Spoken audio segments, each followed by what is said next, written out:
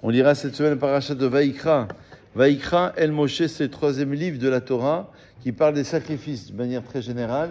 Donc pratiquement, bon, il y a quelques exceptions, mais un livre consacré aux sacrifices qui étaient offerts dans un premier temps à l'époque du Mishkan, du tabernacle, dans un second temps à l'époque du Beth Hamikdash. Vaïkra El Moshe, il l'appela Moshe, vers Moshe littéralement. Et Hachem lui dit, à partir de la tente d'assignation, en disant, Vaïkra s'écrit avec un petit aleph. Alors déjà, Rachid nous dit que c'est un Lachon Chiba, d'après Rachid. Lachon chez Malaché Asharet Mishtameshimbo, Vekarazé Elze Vehamar. C'est un langage d'amour, un langage d'affection entre Dieu et les enfants d'Israël, comme s'il s'adressait pour les anges, vis-à-vis des anges, pardon. Alors que pour les prophètes des nations, comme par exemple Bilaam, c'est marqué Belachon Harai Vetuma, un langage qui est provisoire, qui est impur. Donc déjà, le terme Vaïkra, il signifie simplement il appela en français. Mais ce terme appelé, en hébreu, veut dire quelque chose d'incroyable. Il appelle avec l'amour, avec le fait qu'il veut le chérir, qu'il veut se rapprocher de lui. Et c'est un langage qui est en ce sens exceptionnel. Les commentaires ici rappellent beaucoup d'idées, parmi lesquelles, en vérité, d'après le Harizal, il faut savoir que le Harizal, il dit que, juste avant de voir le Harizal, regardez, ici il y a un commentaire qui dit comme ça, il dit que, en réalité, ce petit Aleph, pourquoi un petit Aleph? Parce que Aleph, parce que c'est écrit dans la Torah, petit Aleph, Vaïkra, à la fin il y a un Aleph, non, les lettres c'est normal, il y a des fois des grandes lettres, Rabati, et des fois c'est Zéhira, des fois c'est petit. Alors pourquoi un petit Aleph? Aleph ça veut dire apprendre ou enseigner, dans la Gemara.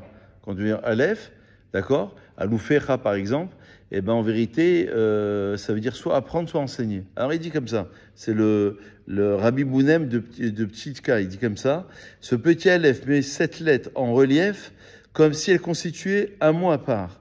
La racine Aleph, d'accord, Elef ça veut dire 1000, et Aleph ça veut dire apprendre, signifie enseigner, et le petit Aleph sous-entend qu'il faut apprendre à toujours rester petit et humble.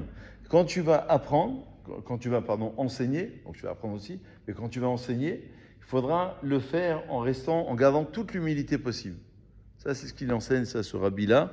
Personne ne pouvait mieux transmettre cette leçon que Moshe, qui a été évidemment considéré comme étant l'homme le plus humble de sa génération. Deuxième explication du Harizal, c'est que quand il y a eu la faute du veau d'or, il a perdu 1000 degrés. Aleph, c'est Elef aussi. On peut le lire Elef. Elef, ça veut dire 1000. Suite à la faute du veau d'or, il a perdu 1000 degrés. Il lui est resté que un petit Aleph, ça veut dire que 1 sur les 1000. Donc il a perdu plusieurs degrés à cause de la faute du veau d'or. Et le Harizal, il explique que c'est la raison pour laquelle le Shabbat matin, on dit Ismach Moshe bematenat chelko. Pourquoi au futur? Pourquoi pas au présent? Ismach, ça veut dire Moshe se réjouira dans la part qui lui a été donnée. Pourquoi il se réjouira? À la fin des temps, lorsqu'on va revenir à l'état des premières tables, c'est le cours de la semaine dernière, rappelez-vous, c'est que les deuxièmes tables, elles apparaissent suite à la faute du veau d'or, c'est le 17 Tammuz. Mais à la fin des temps, il n'y aura plus de Kippour, parce que Kippour, il est en relation avec les deuxièmes tables. Donc en vérité, on va revenir à l'état des premières tables. Donc il va récupérer les 1000 degrés. Donc là, Ismach Moshe, il se réjouira à la fin des temps. Je rappelle qu'il y a 3 Hamidot, le Shabbat, qui correspondent à 3 états. La Hamida du vendredi soir, c'est le passé, Maaseh Bereshit, l'œuvre de la création. Ismach Moshe, c'est le don de la Torah. Et c'est, comme on voit, un appel pour la fin des temps. Et Ata Echad Vishmercha Echad, là c'est vraiment Mashiach, de la Hamida de Shabbat après-midi. Il y a 3 de Mincha, ça veut dire Shabbat après-midi, c'est vraiment la projection que toi tu es un et ton nom est un. Il est toujours un, Kadosh Baruch Hu. La Gemara dit dans Psachim, même aujourd'hui, Aïdna, Lavechadou, aujourd'hui il n'est pas un. Bien sûr qu'il est un. Seulement il sera reconnu par tous comme étant l'unité parfaite. Ça sera à la fin des temps. Donc il y a une petite allusion. Vaïkra, ça veut dire, c'est pas juste qu'il lui a parlé, ça veut dire il a voulu se rapprocher de lui, d'accord, et encore une fois, c'est une petite appel à l'humilité, petit Aleph, et c'est aussi un appel au fait qu'on a perdu 1000 degrés suite à la fête du veau d'or, mais qu'on les récupérera à la fin des temps. Et voilà, directement, Adam qui a écrit Mikem. Lorsqu'un homme va approcher parmi vous, Korban Hashem, et tout de suite, il m'enrola Korbano. Pourquoi on parle du Rola? Dans les sacrifices, vous savez, vous avez plusieurs catégories de sacrifices. Le Rola, il est consumé, c'est ce qu'on appelle en français l'Holocauste, il est consumé entièrement pour Hashem. Parce que vous avez des parties, des fois, où le Kohen, il prend une partie. À Kohanim, Ochlim, Vea Be'alim et Kaperim. C'est écrit dans la Gemara que les Kohanim vont manger, et les Be'alim, c'est ceux qui vont approcher le sacrifice, ils vont obtenir un kapara par la consommation des Kohanim. Donc, vous avez certaines catégories, parfois c'est consommé, parfois c'est pas consommé. Là, le Rola, pourquoi on commence par cette loi? Étrange, non? Alors, le Rola, c'est quoi? Là, il explique comme ça, il dit que, en vérité, d'après le Ramban, Ibn Ezra, Rabbeinu Bechaye, cette appellation désigne la faute qui vient généralement réparer cette offrande destinée à obtenir le pardon pour les pensées et les désirs pécheurs. C'est dans la pensée. C'est dans la pensée. Qui monte à l'esprit, parce que Rola, ça veut dire monter, comme Aliyah. Qui monte à l'esprit, donc c'est travailler d'abord sa pensée, les mauvaises pensées qui sont impures, et le Rola, il vient apporter une capara sur cela, qui monte à l'esprit, bien sûr, Rola, Aliyah, ou l'imagination de la personne. Il faut savoir que les textes, ils expliquent que, en vérité, pourquoi l'appellation de Adam?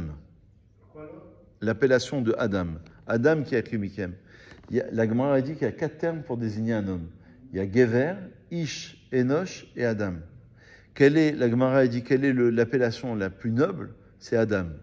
Adam, ça veut dire avec toute sa noblesse. Quand on dit Adam, ça représente Adam Arishon, le premier homme. C'est-à-dire un homme avec une très grande élévation. Donc cet homme-là qui veut réparer et qui veut passer par une expiation, il faut qu'il passe, c'est ça Vaïkra, il faut qu'il passe par la réparation de la pensée. Parce qu'en vérité, dis-moi à quoi tu penses, je te dirai qui tu es. Vous savez, la pensée, c'est le ratson. Parce que c'est relié au ratson, c'est relié à la volonté. Dis-moi ce que tu veux, je te dirai qui tu es. Si tu veux du chocolat constamment, tu es un monsieur chocolat. Et si tu veux autre chose, tu es monsieur autre chose. D'accord? En vérité, la pensée et la volonté de l'être, c'est ce qui le caractérise. Là où il met sa pensée, c'est là où il est. S'il est dans l'immobilier constamment, c'est monsieur immobilier, il est dans la pierre, etc., etc. Et quelqu'un qui est dans la Torah, constamment, il va essayer de trouver des relations au niveau spirituel. Donc en vérité, la pensée, elle dirige tout. Donc Adam qui a écrit Mikem, ça veut dire si tu veux te rapprocher, parce que Korban, ça veut dire se rapprocher. Qui a écrit, ça veut dire qu'on va faire en sorte qu'il se rapproche du Créateur. Korban, c'est les karev, c'est-à-dire le fait de se rapprocher. Comment il va se rapprocher? En offrant sa pensée au Créateur. Tu offres la pensée, tu offres la volonté, ça y est, c'est fini. Tout le reste va suivre. Les actions elles vont suivre. Donc le but, c'est de travailler là-dedans en fait. C'est marrant qu'on parle de ça, le Rosh Chodesh Nissan aujourd'hui, l'approche de Pessah, parce que Pessah, c'est une nouvelle étape, une nouvelle dimension qui commence. On a expliqué hier dans le cours, au nom du Rav Morgenstein, qui explique que quand on dit Rosh Hashanah la Menachim, il y a 4 têtes d'année, et on dit que Nissan, c'est le nouvel an pour les rois. Et alors, Ma'akesher, quel est le lien avec nous? Il n'y a pas de lien. Les rois, bon, c'était à l'époque de la Gemara. La Gemara dit dans Rosh Hashanah, s'il y avait des contrats de dette, par exemple, il doit le rembourser 2e année, 3e année, 4e année, il y a un changement. Bon, aujourd'hui, il n'y a pas de changement. Il dit non. Rav Morgenstein, il dit, au niveau chassidique, il dit qu'en vérité, c'est que nous sommes des rois. Et que là, à partir d'aujourd'hui, commence un nouveau travail, une nouvelle élévation, une nouvelle spiritualité. Et donc, quelque part, parce que Sphira, Gematria Shana, une nouvelle année, ça veut dire une nouvelle Sphira, ça veut dire que tu redémarres un nouveau système. Alors, je veux dire, bon, c'est toujours Shabbat, la cache. Non, oui, d'accord. Mais il faut que tu réussisses à trouver une nouvelle idée dans ce système-là. Et c'est ça, démarrer une nouvelle année. Et donc, quelque part, c'est... Parce que vous savez, Rosh Hashanah de Nissan, c'est la pnimiout, c'est l'intériorité. Les textes de Chassidut, ils disent. La chitzoniout, l'extériorité, c'est Tishri. La création des Neshamot, des âmes d'Israël, c'est pour ça qu'on fait la Birkat Ilanot. C'est Ilan Haïlion, on dit, la bénédiction sur les arbres. Et on fait la bénédiction dans la bénédiction des Nessim, des princes. On prie pour les Neshamot. C'est la Aliyat à Neshamot qui n'ont pas du tikkun dans la prière. dans le texte même des Nissim, des Korbanot qu'on approchait, il y a une prière pour la réparation des âmes. Donc en vérité, c'est la création au niveau des âmes, et après c'est le corps. Donc en vérité, c'est relié à cela. Imo'ala Korbano. C'est une question de pensée qu'il va devoir maîtriser. Et enfin, la conclusion ici, c'est que d'après le Midrash Tanchuma, elle est ainsi appelée parce qu'elle est supérieure à Eliona, Ola. C'est l'Holocauste qui est consumé entièrement pour Hachem.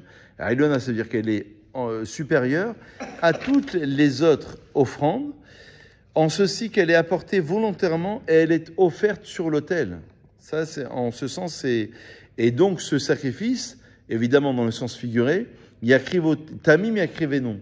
Il doit l'approcher en étant Tamim sans défaut, d'accord? C'est-à-dire il va approcher sa pensée en étant entière, en étant parfaite, pour se rapprocher du Créateur.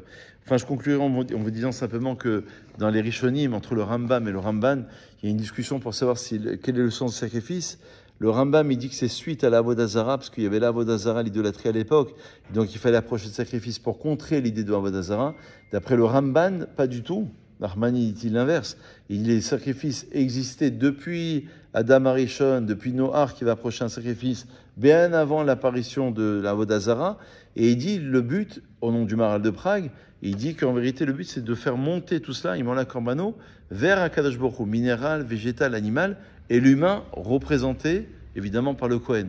Donc c'est pas juste un sacrifice, c'est pas juste qui vient te remplacer, c'est qu'en vérité tu es en train de prendre tout ce qui est présent dans la création et tu l'élèves à un niveau spirituel.